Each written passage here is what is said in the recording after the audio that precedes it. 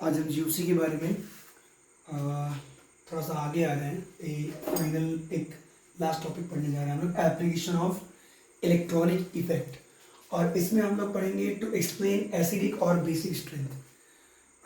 आइए देखते हैं कैसे करने हैं। देखिए, पहले हमें अगर ये समझना है, ये टॉपिक अगर हमें समझना है टू एक्सप्लेन एसिडिक और बेसिक स्ट्रेंथ, तो हमें सबसे पहले एसिड और बेस पे जितने भी कॉन्सेप्ट हैं इनको डिटेल में समझना होगा कि आखिर एसिड और बेस किसे बोल सकते हैं हम। How can we define an acid and base. तो इसको डिफाइन करने के लिए ऑर्गेनिक केमिस्ट्री में बेसिकली 3 थ्योरीज यूज की जाते हैं। नंबर 1, अगर मैं एसिड और बेस की थ्योरीज की बात करें, एसिड बेस थ्योरीज, तो 3 थ्योरीज बड़ी फेमस है। 3 थ्योरीज, पहला है आर्हेनियस थ्योरी, आर्हेनियस थ्योरी, और दूसरा है, सेकंड है ब्रॉन्स्टेड, ब्रॉन्स्टेड लोरी, लोरी प्रोटॉन थ्योरी। ध्यान दीजिएगा, ये दूसरा हो गया। और तीसरा है आपका Lewis acid base concept, Lewis acid base concept. तो ये 3 कॉन्सेप्ट हमें पढ़ने हैं और इन्हीं 3 कॉन्सेप्ट से हमें एसिड और बेस को यहाँ समझना होगा। तो आइए अपना पहले एसिड बेस कॉन्सेप्ट का, थ्योरीज का कुछ बेसिक सीख लेते हैं, फिर उसके बाद हम इस एप्लीकेशन पे आएंगे इलेक्ट्रॉनिक इफेक्ट की। यहाँ पे इलेक्ट्रॉनिक इफेक्ट का मतलब यहाँ पे आपसे वो 3 इफेक्ट जो आपने पीछे पढ़ा हुआ है, माइनस रेजोनेंस इफेक्ट, ठीक है, रेजोनेंस में दोनों आ जाएगा, प्लस माइनस आर, ठीक है, जिसमें मेसोमेरिक वगैरह हम लोग पढ़े थे, और इसमें हाइपर कॉन्जुगेशन प्लस माइनस दोनों, और इंडक्टिव प्लस माइनस दोनों। इन्हीं सब इफेक्ट का यूज करके आपको किसी कंपाउंड का, ऑर्गेनिक कंपाउंड का एसिडिक या बेसिक स्ट्रेंथ डिसाइड करना होगा। तो आइए पहले हम लोग एसिड बेस समझ लेते हैं कि इसमें एसिड और बेस का डेफिनेशन क्या है, ठीक है। तो 1 by 1 पहले हम लोग आर्हेनियस थ्योरी से समझेंगे, फिर अगेन तो आर्हेनियस थ्योरी, आर्हेनियस थ्योरी के हिसाब से, आर्हेनियस थ्योरी के हिसाब से एसिड वो होगा, एसिड वो होता है जो H+ आयन डोनेट करे, उसे हम एसिड बोलेंगे यहाँ पे आर्हेनियस थ्योरी में, H+ आयन डोनर। और इसमें बेस क्या होगा, इसमें बेस वो होता है जो OH- आयन डोनेट कर सके, वो बेस है। सेकेंड थ्योरी हमारी क्या है, देखिए हमें बहुत ज़्यादा डीप में नहीं जाना है, हमें बस थ्योरी के मेन कॉन्सेप्ट को समझना है कि एसिड किसे बोलेंगे अकॉर्डिंग टू आर्हेनियस थ्योरी और बेस।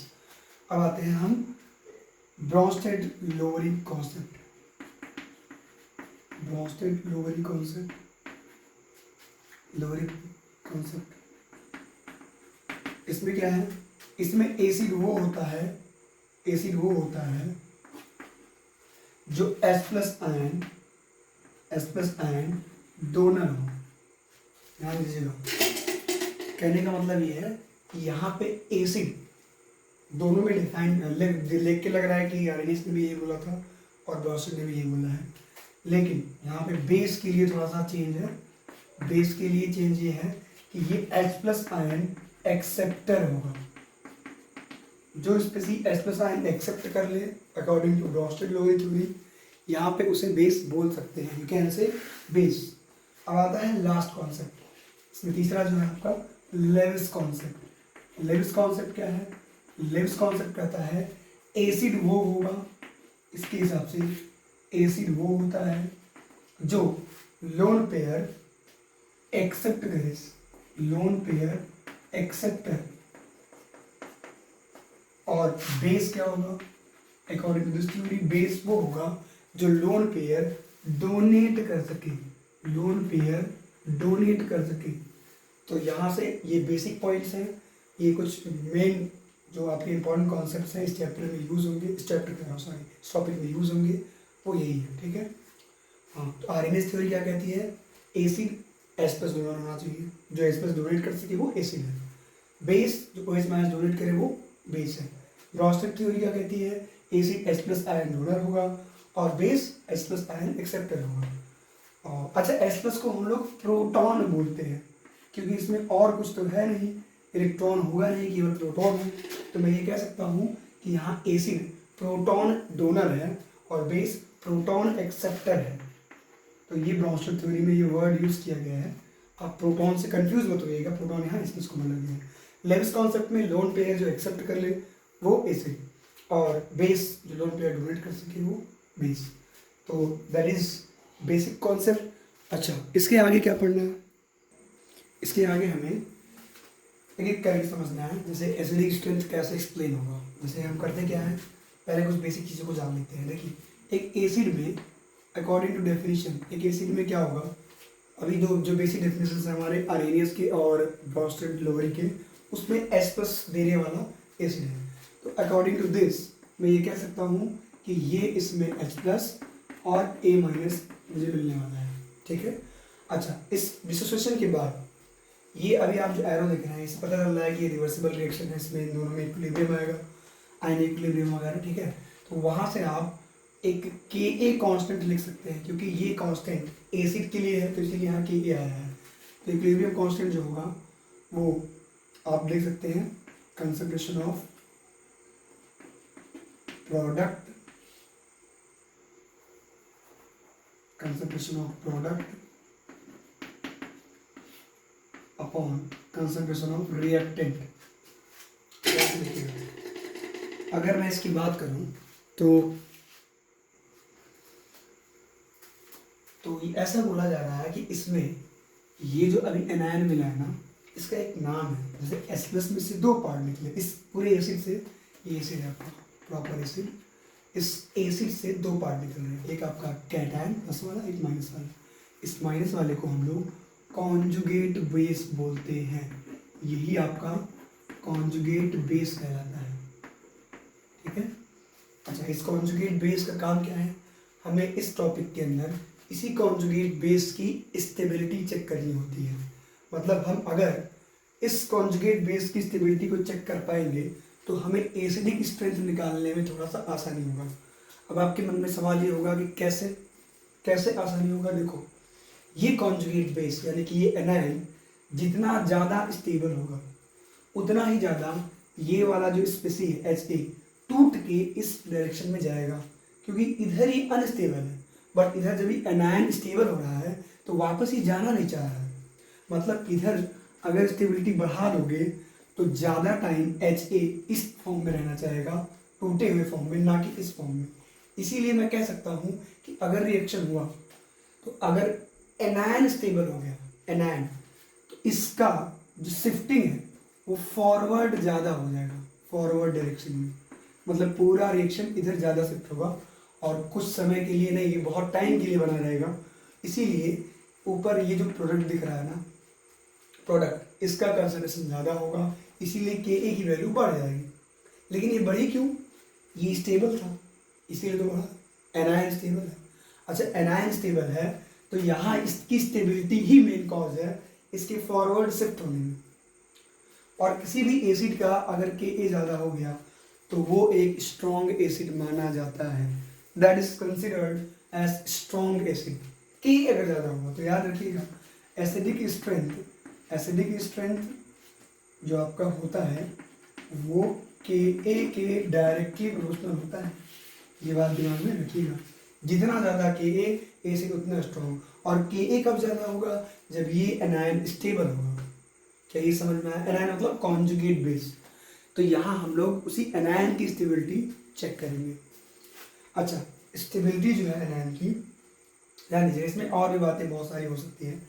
मैं Ka के बारे में अगर बताऊँ तो अगर हम एक और वैल्यू आती है pKa, ये इसी Ka का नेगेटिव लॉगरिथम होता है। ठीक है, नेगेटिव लॉगरिथम। तो हम सारी बातें कर सकते हैं। मतलब ये कि जितना ज़्यादा A स्टेबल होगा उतना ज़्यादा ये फॉरवर्ड शिफ्ट होगा। ठीक है, और जितना ज़्यादा फॉरवर्ड शिफ्ट होगा उतना ही स्ट्रॉन्ग एसिड होगा। तो मैं ये कह सकता हूँ कि जो Ka की स्टेबिलिटी है, सॉरी जो एसिड जो Ka की वैल्यू है वो stability of conjugate conjugate base पे डिपेंड कर रही है। जितना ज़्यादा कॉन्जुगेट बेस स्टेबल होगा उतना ही ज़्यादा के ए की वैल्यू होगी, और जितना ज़्यादा के ए की वैल्यू उतना ही ज़्यादा एसिडिक स्ट्रेंथ होगा। स्ट्रेंथ, अच्छा जितना ज़्यादा, अब हम बात करें पी के ए की, तो पी के ए नेगेटिव लॉगरिथम है, इसीलिए जब भी के ए इंक्रीज होगा पी के ए जस्ट इनवर्सली प्रोपोर्शनल का काम करेगा। तो मैं ये कह सकता हूँ कि यहाँ पे stability of C B is inversely proportional to P K A. मतलब पी के ए अगर ज़्यादा हुआ तो एसिड वीक होगा। तो यहाँ पे थोड़ा सा आप ये बात याद रखिएगा, ये सारी चीज़ें हम लोग आगे क्वेश्चन में इस्तेमाल करने वाले हैं, ठीक है।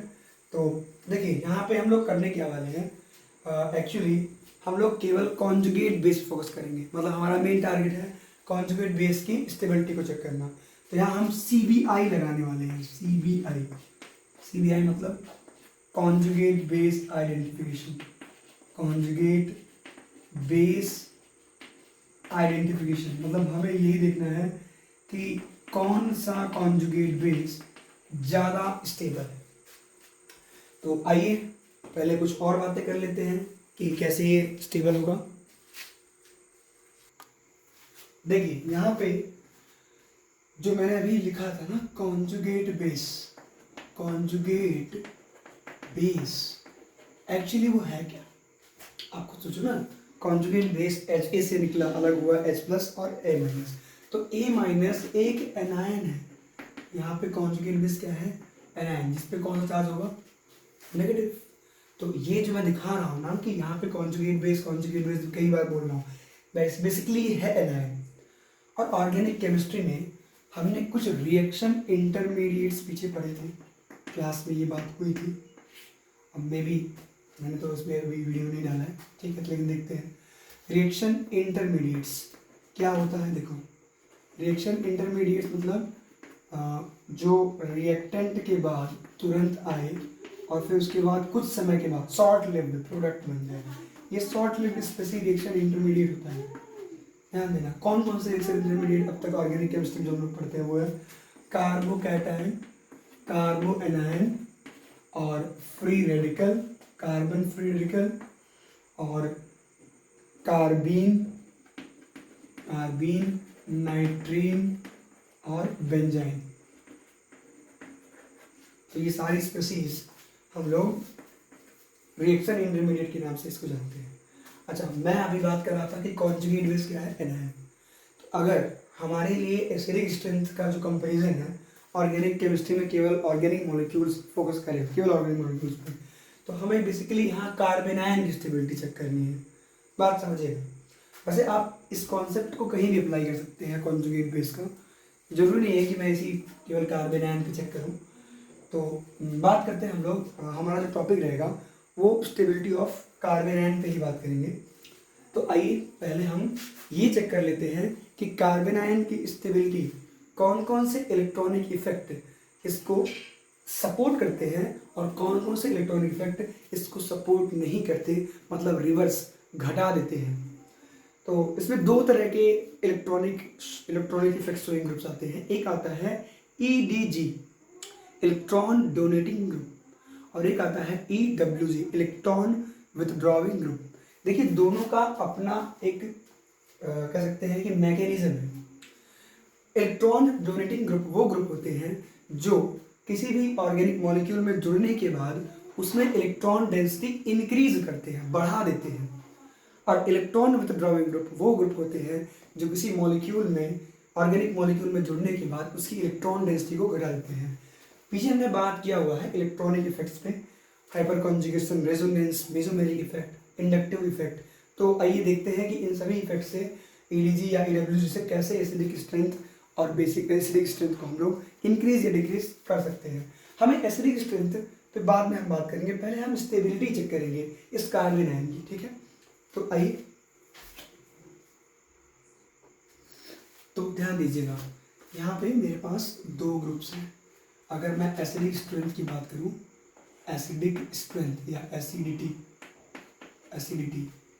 इसमें ध्यान दीजिएगा जितने भी जितने भी इलेक्ट्रॉन डोनेटिंग ग्रुप होते हैं, इलेक्ट्रॉन विथड्रॉइंग ग्रुप, ध्यान दीजिएगा, electron withdrawing group EWG, electron withdrawing group मतलब कि किसी मॉलिक्यूल से इलेक्ट्रॉन खींचने वाले, इलेक्ट्रॉन डेंसिटी को कम करने वाले ग्रुप एसिडिटी को क्या करेंगे, बढ़ाएंगे।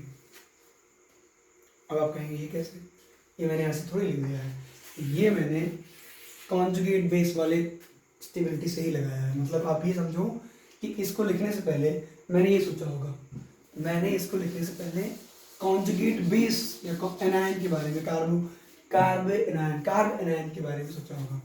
मतलब यहाँ पे जो इलेक्ट्रॉन विथड्रॉइंग ग्रुप होते हैं वो कार्ब एनायन स्टेबिलिटी इसके डायरेक्टली प्रोपोर्शनल होते हैं। मतलब जितने ज़्यादा इलेक्ट्रॉन विथड्रॉइंग ग्रुप होंगे कार्बन आयन की स्टेबिलिटी उतनी ही ज़्यादा होगी, और कार्बन आयन की स्टेबिलिटी अगर ज़्यादा हुई तो आप समझ लीजिए कि यहाँ से आप एसिडिक स्ट्रेंथ कंपेयर कर सकते हैं। यू कैन कंपेयर एसिडिटी, क्योंकि अगर ऐसा हुआ आप जानते ही हैं कि स्टेबिलिटी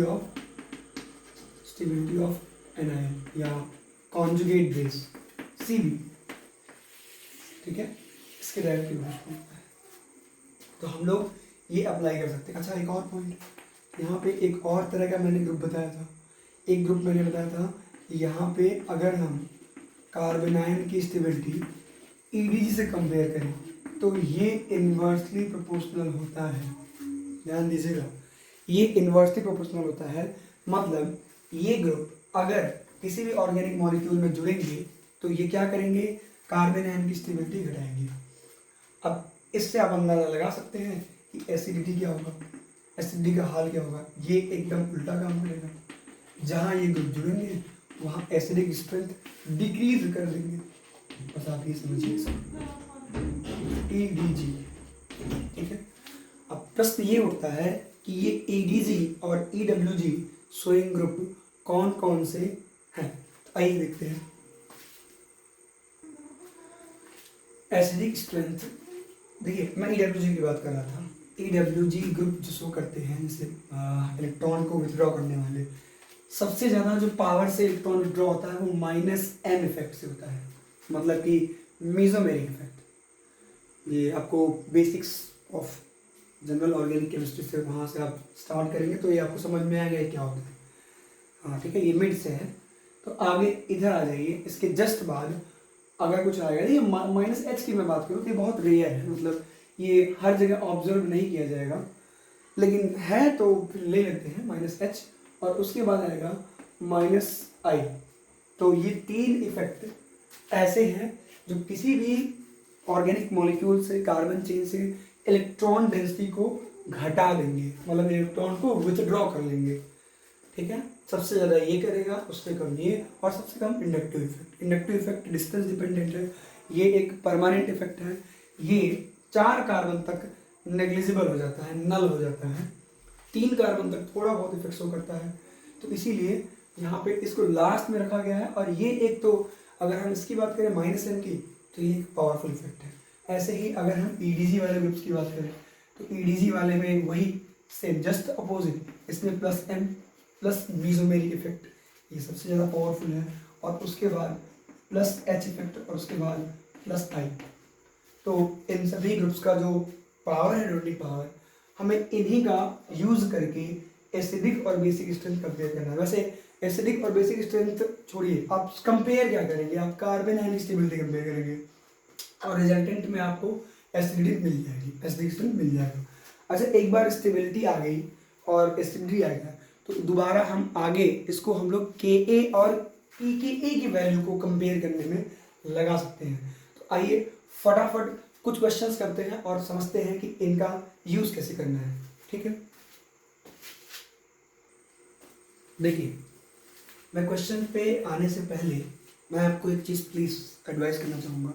अगर आपने -m +m -i +h in effects को नहीं पढ़ा है तो प्लीज़ रिक्वेस्ट है आपसे जाके एक बार इन्हें रिवाइज कर लीजिए, और इनके खासकर इनके ऑर्डर को, -i का ऑर्डर अलग अलग ग्रुप्स के लिए क्या होगा।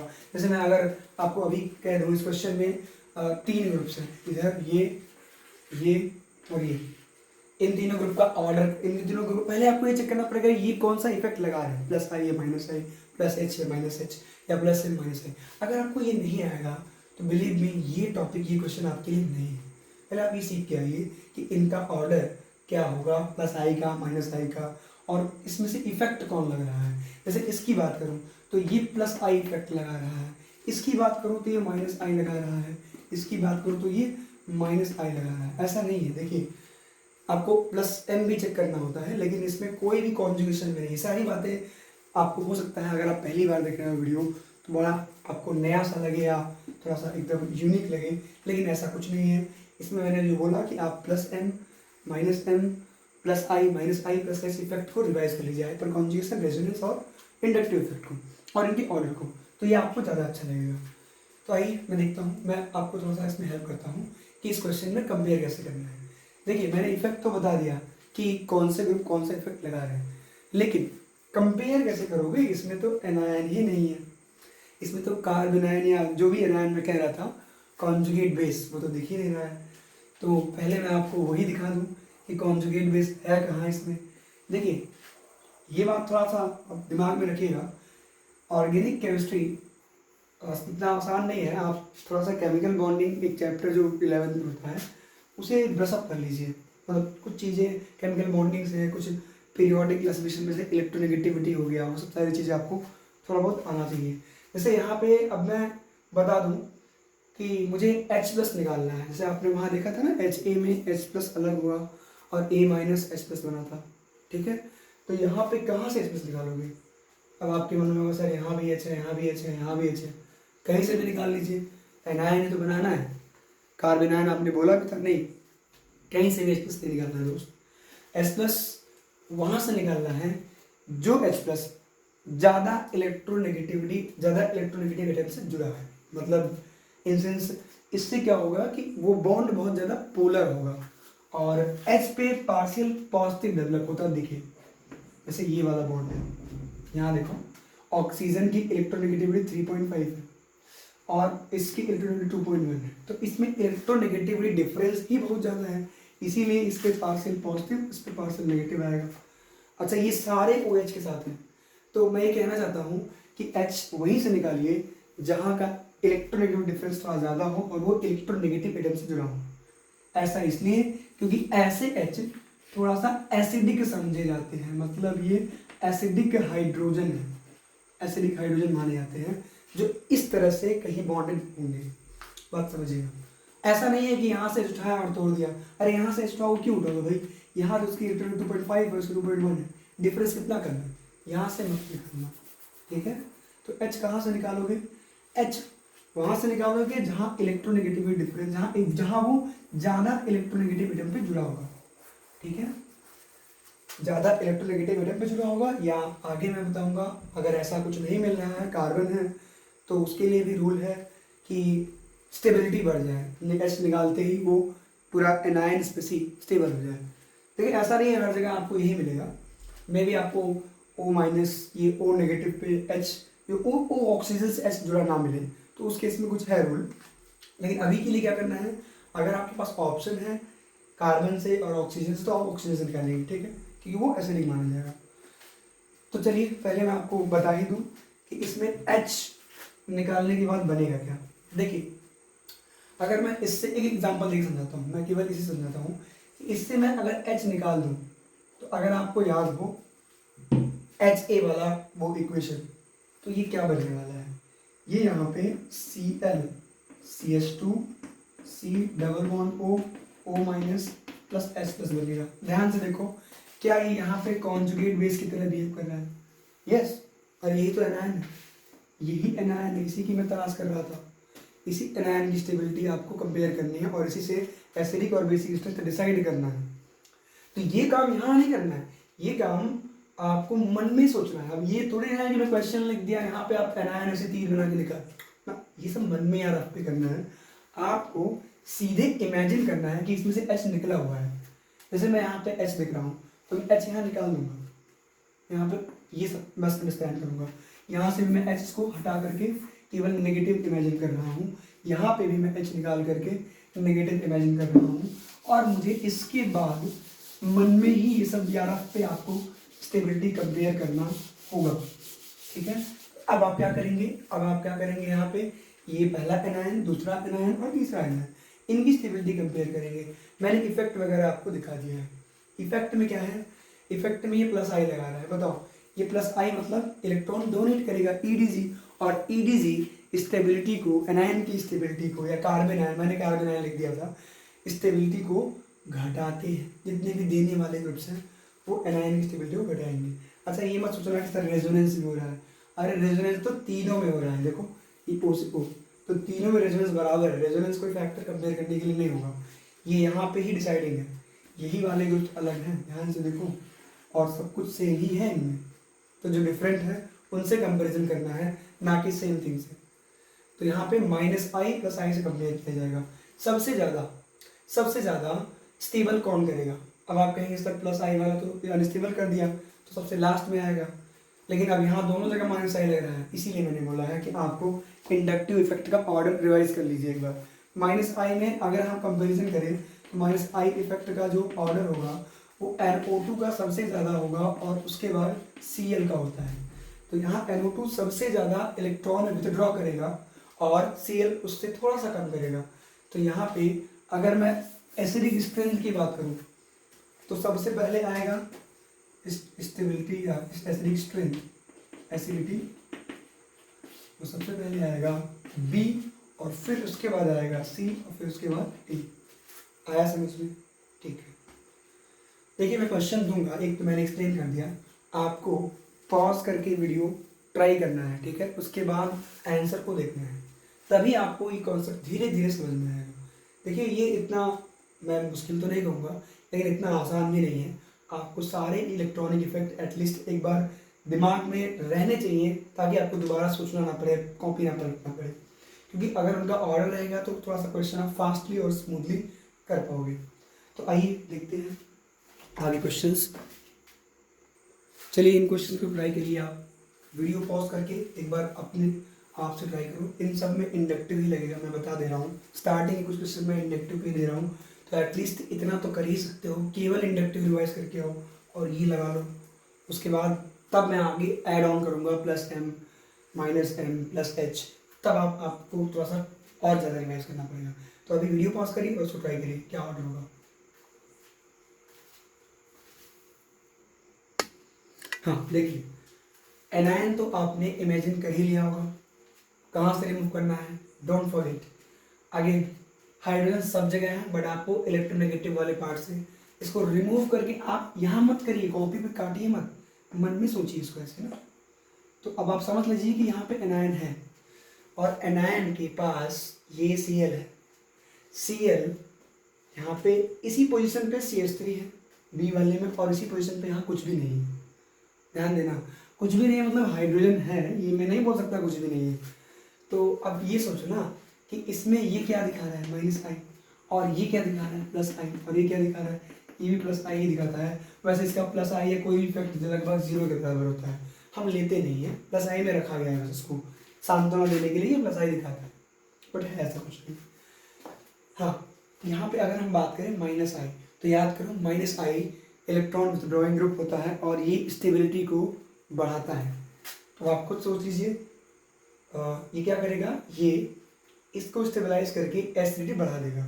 तो सबसे ज़्यादा एसिडिक तो यही हो गया, मतलब अब मैं अभी यहाँ नहीं लिख रहा हूँ, एसिडिक सबसे ज़्यादा ये होगा, ठीक है। और इसके बाद अगर हम बात करें तो अब प्लस आई दोनों में लग रहा है। प्लस आई का काम क्या है, एसिडिटी को घटा देना, एसिडिक स्ट्रेंथ को घटाना। तो एसिडिक स्ट्रेंथ को सबसे ज़्यादा कौन घटा रहा है, ज़्यादा घटाएगा वही खराब एसिड है, ज़्यादा ये घटाएगा, ये ज़्यादा दे रहा है, ये इलेक्ट्रॉन डोनेशन पावर ज़्यादा रखता है हाइड्रोजन से, तो सबसे खराब यही होगा। सबसे अगर हम ऑर्डर की बात करें तो एसिडिटी का जो ऑर्डर होगा वो इसमें ए होगा और उसके बाद सी होगा और उसके बाद बी होगा। क्या आया बात समझ में, कर लेंगे। चलिए नेक्स्ट देखिए, इसमें क्या होगा, इसमें अब देखो इसमें तो भाई दोनों हर जगह सी है, लास्ट वाले को छोड़ दे तो हर जगह सी है। अब आप कहेंगे सर इसमें कंपेयर कैसे करेंगे, इसमें तो माइनस आई दोनों का तीनों में सेम है तो कैसे करोगे। तो देखो मैंने एक बात और बताई है, अगर आप आगे इंडक्टिव इफेक्ट रिवाइज किए होंगे तो आपको ये पता होगा कि minus I distance dependent, inductive effect is distance dependent, मतलब एक कार्बन दो कार्बन के बाद तीन कार्बन के बाद वो बहुत कम हो जाता है, जीरो के बराबर। तो जरा देखो ये एक कार्बन दो कार्बन, अभी इंडक्टिव इफेक्ट लगेगा, एक कार्बन दो कार्बन तीसरा कार्बन, अब इंडक्टिव इफेक्ट कम हो रहा है, एक कार्बन दो कार्बन तीसरा कार्बन चौथा कार्बन, अब और कम हो गया, जीरो हो गया। तो सबसे ज़्यादा इंडक्टिव इफेक्ट ये लगा रहा है, उसके बाद ये लगा रहा है, उसके बाद ये लगा रहा है, और यहाँ तो है ही नहीं, कोई इफेक्ट ही नहीं है। लेकिन ये इफेक्ट माइनस आई है, ये बात मत भूलिएगा, और इसीलिए ये ज़्यादा स्ट्रॉन्ग एसिड होगा, और ये उसके बाद आएगा, और उसके बाद ये आएगा। अच्छा देखो कम है लेकिन है ना, कम है लेकिन है ना, और इसमें तो है ही नहीं, तो इसीलिए इसका ऑर्डर ए बी सी और D, this is the order. चलिए अगला क्वेश्चन ट्राई करिए।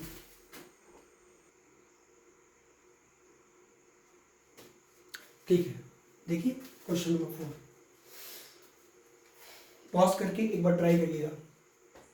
सेम इंडक्टिव इफेक्ट पे ही, अभी कोई नया टॉपिक नहीं, मैंने इसमें प्लस वगैरह भी नहीं लगाया। ठीक, कर लिया, अब ध्यान दो। अच्छा ये बताइए, क्या अगेन वही फॉर्मूला डिस्टेंस डिपेंडेंट, तीनों में क्लोरीन ही है, ठीक है, यहाँ भी क्लोरीन है। हाँ, अब आपको ये पता होना चाहिए, देखिए यहाँ पे ना मैंने मिस्टेक किया है, यहाँ इसका, ठीक है। आपको ये पता होना चाहिए कि नेगेटिव आयन पे जो स्टेबलाइजेशन इफेक्ट है वो सबसे ज़्यादा कौन लगा रहा है, जो इसके ज़्यादा पास होगा, इसके ज़्यादा जो पास होगा कौन है, ये देखो एक दो, दूसरे कार्बन पे है ये एक दो तीन, तीसरे कार्बन पे है ये एक दो तीन चार, चौथे कार्बन पे है। तो अभी मैंने बोला इंडक्टिव इफेक्ट डिस्टेंस डिपेंडेंट होता है, ज़्यादा दूर जाओगे तो इफेक्ट कम हो जाएगा। सबसे ज़्यादा ये लगा रहा है, इसीलिए ऑर्डर होगा, एसिडिटी जो होगी वो ए बी और फिर उसके बाद सी। कर लोगे, ठीक है। नेक्स्ट क्वेश्चन, ये पांचवा ट्राई करो, पांचवा ये CHCl3 क्लोरोफॉर्म और फ्लोरोफॉर्म CHF3। वीडियो को पॉज करिए और ट्राई करिए। अच्छा अब आपके मन में होगा सर यहाँ पे एच कहाँ से निकालेंगे, एक ही जगह एच है तो कहाँ से निकालोगे, वहीं से निकालोगे, निकालो एच और एनायन बनाओ, स्टेबिलिटी बताओ।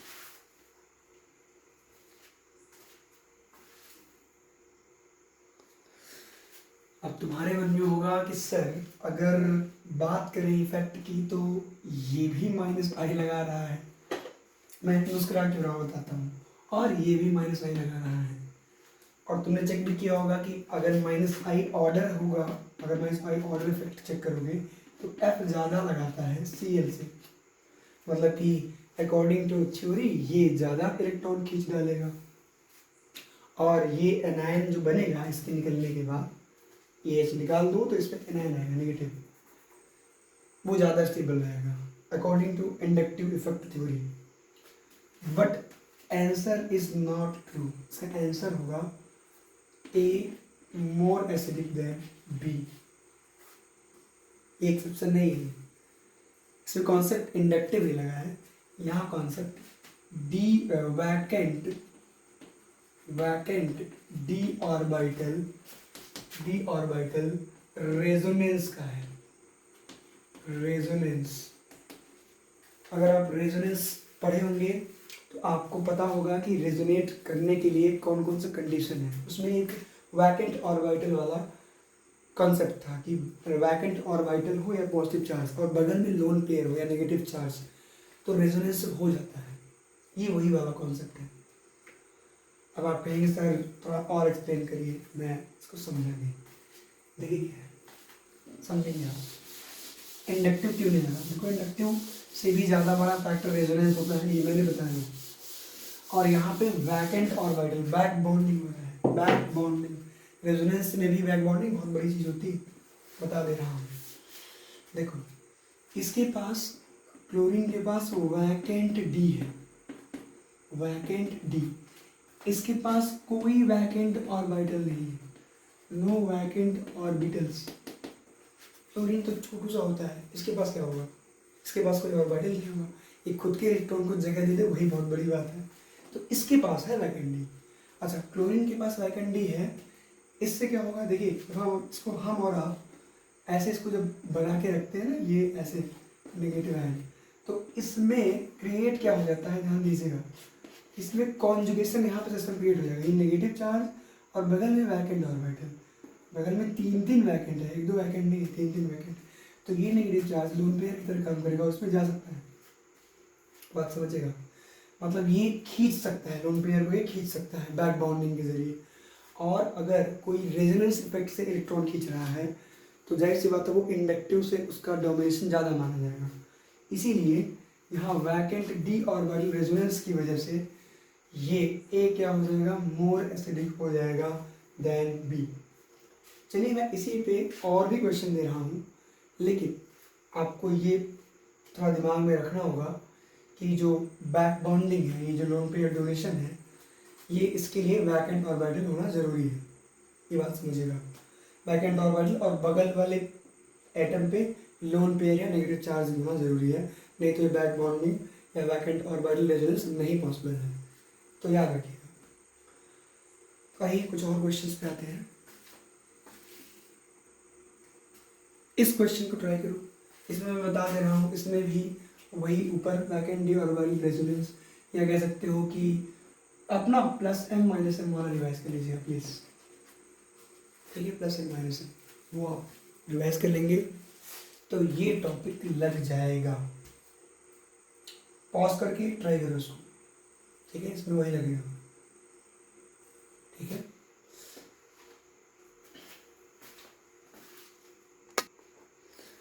चलिए देखो आंसर क्या है इसका।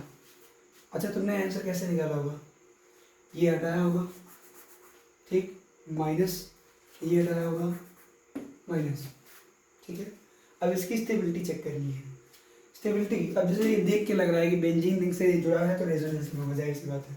अच्छा, ये ग्रुप यहाँ क्या कर रहे हैं, अब आपको सर इफेक्ट लगा रहे हैं, और क्या करेंगे, हाँ इफेक्ट तो लगा ही रहे हैं, ये भी माइनस आई और ये भी क्या लगा रहे हैं, माइनस आई, बस यही लगा रहे हैं, नहीं और भी इफेक्ट लगा रहे हैं भाई, और भी इफेक्ट लग रहा है।